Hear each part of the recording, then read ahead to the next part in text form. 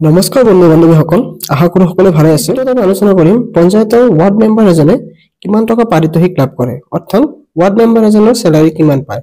হয় বন্ধু বান্ধৱীসকল, যদি আমি পঞ্চায়ত নিৰ্বাচন যিহেতু আমাৰ আগন্তুক পঞ্চায়ত নিৰ্বাচন আহি আছে, তো যিসকল বন্ধু বান্ধৱীসকলে প্ৰতিদ্বন্দ্বিতা আগবঢ়াম বুলি ভাবিছে সেইসকল বন্ধু বান্ধৱীয়ে জানি থোৱা ভাল যে যদিহে আপুনি পঞ্চায়ত নিৰ্বাচনত প্ৰতিদ্বন্দ্বিতা কৰি জয়ী হয়, তাৰপিছত আপুনি মাহেকত কিমান টকা পাৰিতোষিক লাভ কৰিব। আপুনি যে জয়ী হোৱাৰ পিছত সমাজৰ বাবে ৰাইজৰ বাবে কিছু কাম কৰিব, চৰকাৰৰ হৈ বা জনসাধাৰণৰ হৈ, তো তাৰ বাবে চৰকাৰে আপোনাক কিমান টকা দৰমহা দিব। তো সেই বিষয়ে সকলোৰে মনত প্ৰশ্ন আহি থাকে। তো আজিৰ ভিডিঅ'ত আমি সেই বিষয়ে আলোচনা কৰিম।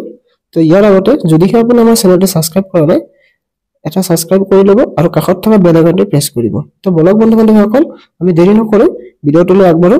তো চাওক, ইয়াতে প্ৰথমতে আপোনালোকে চাব পাৰে ৱাৰ্ড মেম্বাৰৰ দৰমহা ৰাজ্য আৰু অঞ্চল অনুসৰি ভিন্ন হয়। যদি আপুনি অসমৰ কথা কয়, তেন্তে গাঁও পঞ্চায়ত, আঞ্চলিক পঞ্চায়ত, জিলা পৰিষদৰ নিৰ্বাচিত সদস্যসকলৰ মাহিক ভাত্তাৰ বিষয়ে 2023 চনত অসম চৰকাৰে সিদ্ধান্ত লৈছিল। হয় বন্ধু বান্ধৱীসকল, এই আমাৰ পঞ্চায়তৰ যি প্ৰতিনিধি থাকে, সভাপতি হওক, আঞ্চলিক পঞ্চায়তৰ সভাপতি, ৱাৰ্ড মেম্বাৰ, সেই সকলৰ দৰমহাৰ ক্ষেত্ৰত 2023 চনত অসম চৰকাৰে ইতিমধ্যে সিদ্ধান্ত গ্ৰহণ কৰিছিল। সেই সিদ্ধান্তৰ মতে আপোনালোকে তলত চাওক, অসম পঞ্চায়তী ৰাজ প্ৰতিনিধিসকলৰ ভাত্তাসমূহ এনেধৰণৰ: জিলা পৰিষদৰ সভাপতিগৰাকীয়ে মাহেকত 2000 টকা এটা লাভ কৰে, উপসভাপতি যোনজন থাকে তেখেতে 1500 টকা লাভ কৰে, আৰু যোনজন সদস্য হয় অৰ্থাৎ ৱাৰ্ড মেম্বাৰ থাকে তেখেতসকলে প্ৰতি মাহে 700 টকা এটা পাৰিতোষিক লাভ কৰে।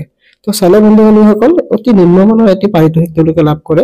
যিহেতু আমাৰ পঞ্চায়ত নিৰ্বাচনত যিসকল প্ৰতিদ্বন্দ্বিতা আগবঢ়ায়, তেওঁলোকে আচলতে নিজৰ লাভৰ কাৰণে নহয়, জনসাধাৰণৰ স্বাৰ্থৰ কাৰণেহে তেওঁলোকে প্ৰতিদ্বন্দ্বিতা আগবঢ়ায়, যে তেওঁলোকে জয়ী হৈ জনসাধাৰণৰ বাবে বা গাঁওখন বা অঞ্চলখনৰ উন্নতিৰ হকে যাতে তেওঁলোকে কাম কৰিব পাৰে, সেই মনোভাৱেৰেহে তেওঁলোক আগবাঢ়ি আহে। তো ইয়াত আচলতে দৰমহাটো ইমান মেটাৰ নকৰে। তো তথাপিও যদি আমি চাওঁ, এই দৰমহা অতি নগণ্য বুলিয়ে ক'ব পাৰি। তাৰপিছত চাওঁ, এই ভাত্তাসমূহ 6ষ্ঠ অসম ৰাজ্যিক বিত্ত আয়োগৰ অনুদানৰ অধীনত প্ৰদান কৰা হয়। গাঁও পঞ্চায়ত, আঞ্চলিক পঞ্চায়ত আৰু জিলা পৰিষদৰ 23,000তকৈ অধিক সদস্য এই ভাত্তাৰ সুবিধা লাভ কৰে। তো আমাৰ অসমত এই ভাত্তাসমূহ 6ষ্ঠ অসম ৰাজ্যিক বিত্ত আয়োগৰ অনুদানৰ অধীনতহে প্ৰদান কৰা হয়। তো গাঁও পঞ্চায়ত, আঞ্চলিক পঞ্চায়ত, জিলা পৰিষদৰ সৰ্বমুঠ 23,000তকৈ অধিক এনেধৰণৰ প্ৰতিনিধি আছে যিসকলক এই সুবিধা প্ৰদান কৰা হয়। যদি আপুনি চহৰ অঞ্চলৰ ৱাৰ্ড মেম্বাৰ, যাক আমি নগৰ পৰিষদ বা পৌৰসভা বুলি কওঁ, দৰমহাৰ বিষয়ে জানিব বিচাৰে, তেন্তে এইটো পৌৰসভা অনুসৰি ভিন্ন হ'ব পাৰে। হয়, যদিহে আপুনি পৌৰসভাৰ বিষয়ে সুধিব বিচাৰে, যে চহৰ অঞ্চলত যি আমাৰ ৱাৰ্ড বিলাক থাকে, মেম্বাৰসকলৰ দৰমহাৰ বিষয়ে যদি সোধে, সেয়া ৱাৰ্ড অনুসৰি ভিন্ন ভিন্ন হোৱা দেখা যায়। কিছুমান ৰাজ্যত ৱাৰ্ড মেম্বাৰৰ দৰমহা 15,000ৰ পৰা 20,000 মানুহ হ'ব পাৰে।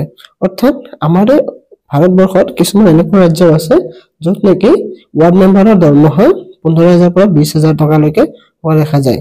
তো বন্ধু বান্ধৱ, যদিহে ভিডিঅ'টো ভাল লাগে, লাইক কৰিব, শ্বেয়াৰ কৰিব, আৰু চেনেলত নতুন হ'লে চেনেলটো ছাবস্ক্ৰাইব কৰি ল'ব। তো আজিলৈ ইমানে আছিল। আকৌ এটি ভিডিঅ'ত আকৌ লগ পাম। জয় অসম, ভাৰত মাতা কি জয়।